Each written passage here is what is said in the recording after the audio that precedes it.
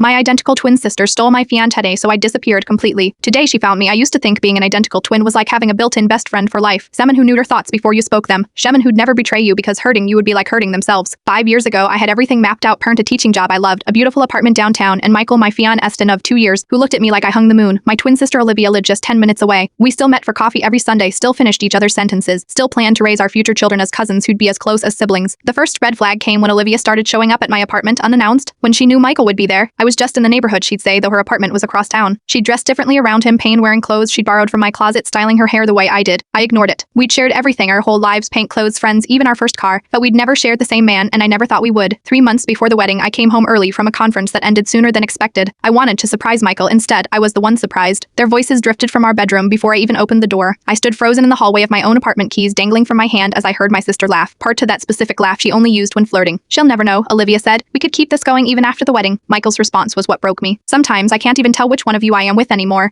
Maybe it doesn't matter." I didn't confront them, dreading scream or throw things or demand explanations. Instead, I quietly closed the door and left. That night, I emptied my savings account, packed one suitcase, and disappeared. I moved to a coastal town 2,000 miles away where no one knew me. Changed my hair color, my style, even the way I spoke. I deleted all social media, changed my phone number, and legally changed my last name. I became someone new, someone who wasn't a twin, who didn't have a sister-shaped hole in her life. For 5 years, I've lived quietly. I teach art at a local high school now. I have friends who know nothing about my twin. I date occasionally, though I still flinch when men compliment me too specifically, afraid they're seeing someone else's mannerisms in my face. Yesterday, I was setting up an exhibition of my students' work at a local gallery when I felt that peculiar twin sensation, like someone walking over my grave. I turned around and there she was. Olivia stood across the room, staring at me like she'd seen a ghost. She looked different, her hair was shorter, she'd lost weight, and there were lines around her eyes that hadn't been there before. But it was still like looking in a mirror. "How did you find me?" I asked when she approached. "One of your students posted about their amazing art teacher online. They tagged at the gallery." Her voice cracked. "Your smile in the photo." I knew immediately. We sat at a coffee shop across from the gallery. 5 years of silence between us. "I married him," she said finally. "It lasted 8 months. He called me by your name during fights." She continued, staring into her untouched coffee. "Sometimes even when we weren't fighting. I've spent 5 years looking for you," she whispered, "to tell you I am sorry, that I've been in therapy, that